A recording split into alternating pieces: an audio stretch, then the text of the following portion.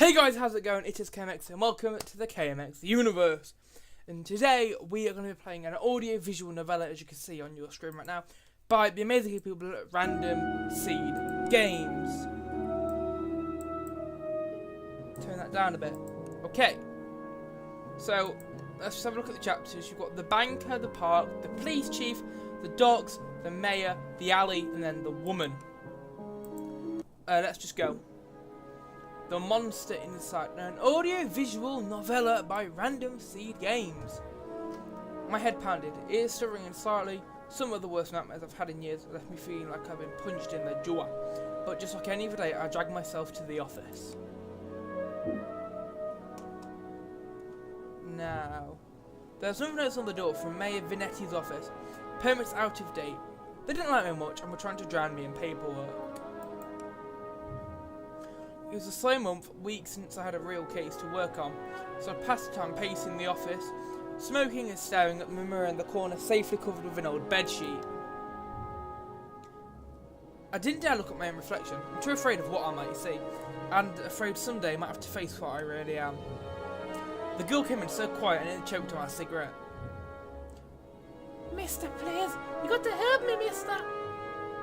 So, calm down now, sit and talk to her. Oh yeah, what can I help you with? You ever hear a knocking first? Okay, thanks. It's just no one will listen to me. That voice. "Just tell me your tale, I'm listening." She eyed me with just a dash of suspicion as I tossed back a handful of pills and chased him with a swig of whiskey. I could tell this might take a while. Her name was Lily. Lily! She told me she was his mistress, the man all over the newspapers, the infamous banker Mr. Reginald Farnsworth. Mr. Farnsworth was a drunk, philandering bastard, but this girl seemed genuinely concerned that he had recently gone missing. Less concerned about the fact that Mr. Farnsworth's wife had just turned dead in Central Park 2 nights ago. Fucking hell. "You don't understand. He just couldn't have done it. He hated his wife, but he couldn't have killed her. Everyone thinks it was him, and no one believes me. He's got to be in trouble." "I ain't saying I believe what makes you think he's in danger." "Well, mister, Jack, you can just call me Jack." "Jack, whoever the butcher's wife must have been the one who took him. He would never have had me. He'd promised me." "I'm sure Mr. Farnsworth promises poor girl a lot of things." "Please, the cops won't listen to him, and they want to bring him in on charges. They gotta prove it wasn't him before they find him." "Ho ho!" Sounds like fucking Mickey Mouse. Anyway, honestly, I doubt in too much of a hurry. Farnsworth had practically the entire police force in his deep pockets, probably why they hadn't found much yet. If they'd found him and brought him in, it would have been due to public pressure. Sometimes a mob with pitchforks is more dangerous than one man with money. You got my curiosity, we might like what I find. "Well, thank you, Mr. Jack, thank you, but please, be careful. I think this was just any murder looking at her. I think it was a beast." Okay, fuck off. Big beast. Next. That word struck me funny. Like when you jaw your elbow on a hard corner. Oh man. Not a word many use these days, except in husband whispers and bedtime stories for children. Oh, they were real enough, right? They just got better at hiding, controlling their unseemly urges. But I hadn't seen any monster in nearly 15 years. Back when I was a cop myself.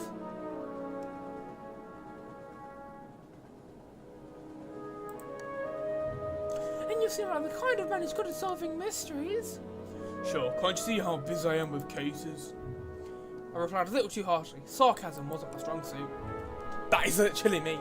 I reassured her some more and sent her on her way. I didn't want to scare her, but I warned her before she left to keep her doors locked and called me if she saw anything suspicious. I don't know if she's in danger herself, but better safe than sorry. That night, I made my way down to Central Park. It was a long shot, but maybe there's something there the cops had missed. Next chapter.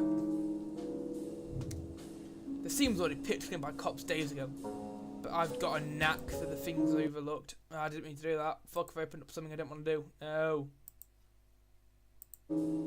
Okay, here we go. Right. A knack. More of a symptom of a condition. Other less useful symptoms I keep in check. But for the time being, my keen sense of smell would come in handy. It was faint, but I could smell it before I'd even approached the police line. The scent was less of a thing and more of an emotion. Seduction. smells like perfume. But there's some claw marks there. A strangely familiar smell. I expected a scent of trepidation, maybe even outright fear, but Mrs. Farnsworth seemed to have been at the height of pleasure when she left this world. Rape? Brought me into a crime of passion. Nah, might not be rape. Pushing the thought from my mind, it's time to get down to business. Investigate the scene! Right, what's this? Muddy footprints everywhere. Difficult to pick out anything from the prints cops left behind in their haste. But cops there don't wear £2,000 of cocaine though. Like Miss Farnsworth was there that night and walked away on his own 2 feet. Investigate the scene. A burn mark on a nearby tree caught my eye. I ran my finger along its length, felt a chill down my spine. This wasn't just any burn mark, this was the mark of an ancient magic. It's doubtful the cops could have picked up on it. Could Lily have been right? Something unnatural was at play here? But I was no stranger to the strange. After looking around for a while longer, I realised the park had given up all it was hiding from me. So I trudged back to my apartment and my head hit my pillow like it owed me money. The next morning I was reeling back from another bout of ghoulish nightmares. By the time my discomfort when I saw Lily was already sitting outside my office. She waited wordlessly as I unlocked the door and ripped down another notice from the mayor's office. I motioned for her to step inside, seemingly afraid of what I might say. She finally worked up the courage to ask, "So, what did you find?"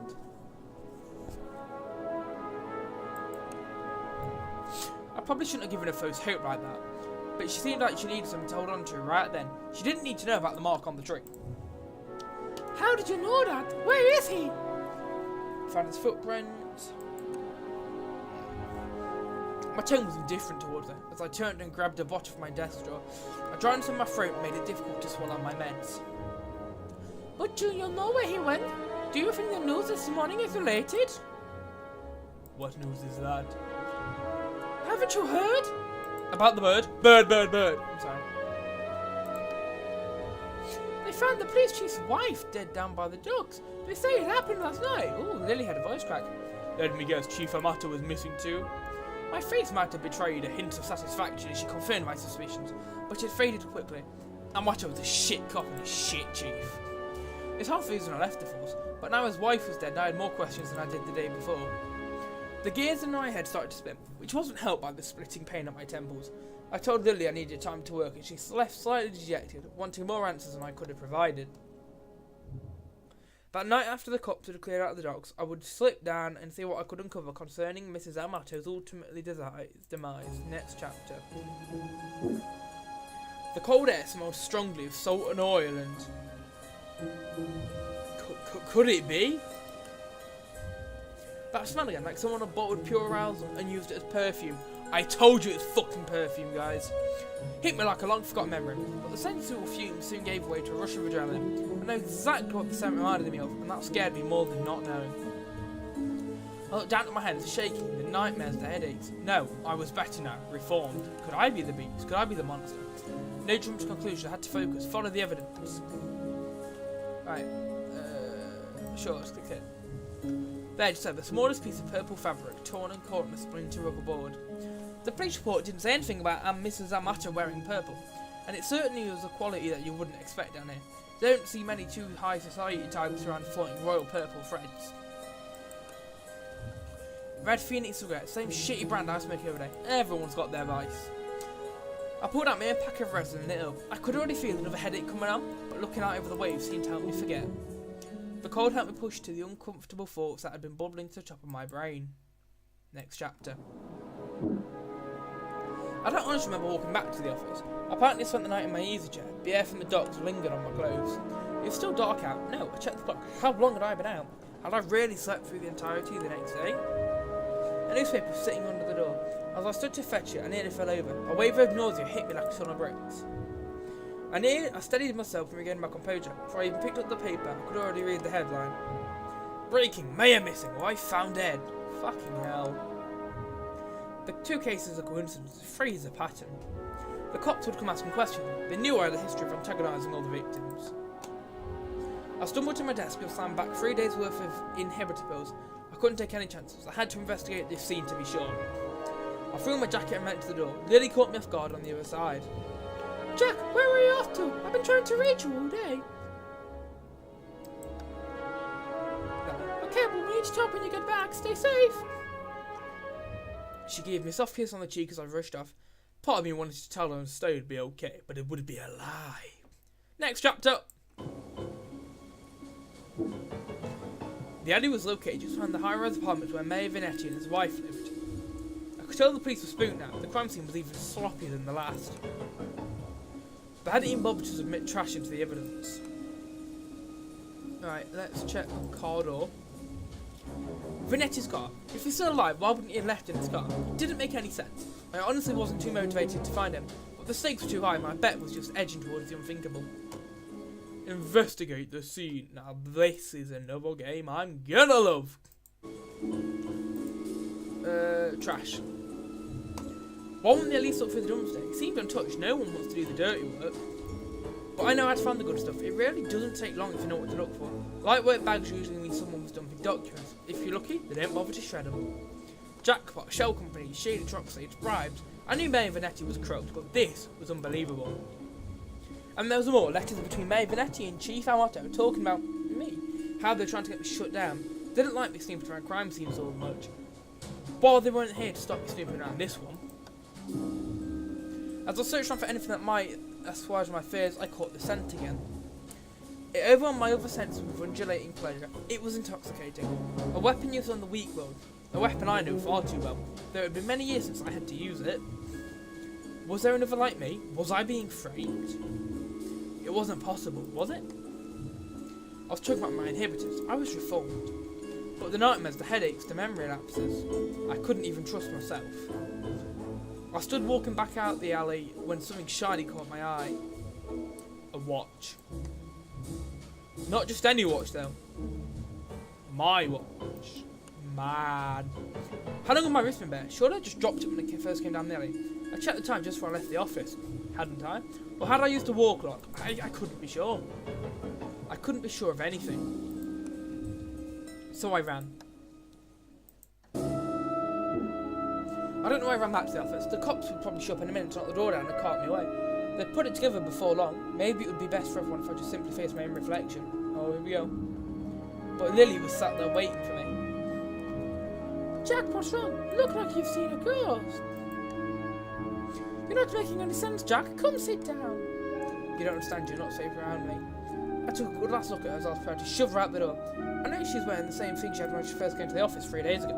A beautiful purple dress. Odd I hadn't noticed it before, but it made it seem out of place, out of time. As it was frayed around the edges, often torn in places. My chair caught my foot as my knees failed me. It was he, you're the monsters. Succubus! Oh, Jack, we are one and the same, you and I. We are both monsters.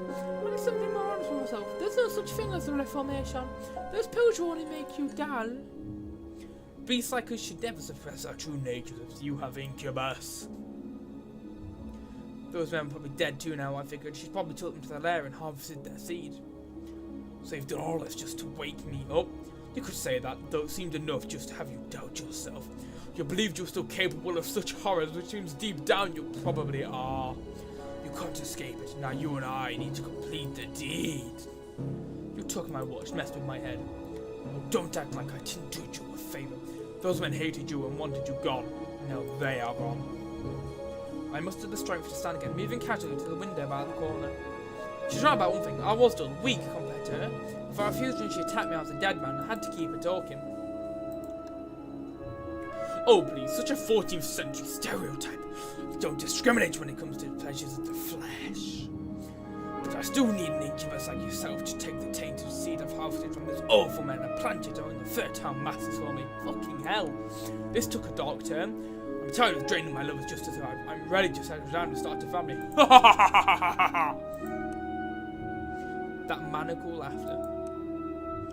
I positioned myself carefully, making sure she wasn't looking in my direction. So I pushed my chair going. With a quick flick of my wrist, I ripped the old bedsheet off of the corner mirror. Lily was blinded by her reflection, sucked into the mirror with a painful monstrous scream, shouted, "Ah!"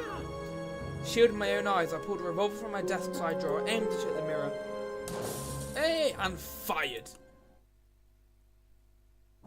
Is that chapter 1?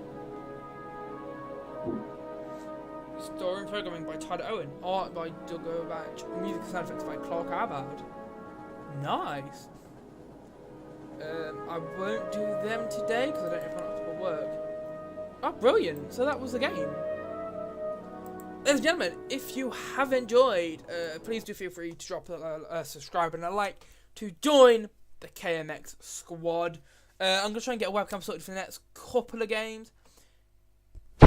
If you did enjoy, please don't forget, like I said, to leave a like, subscribe to the brand new channel. New banner will be dropping Thursday, I want to say. Yeah, new banner dropping Thursday. If you did enjoy, please hit that like.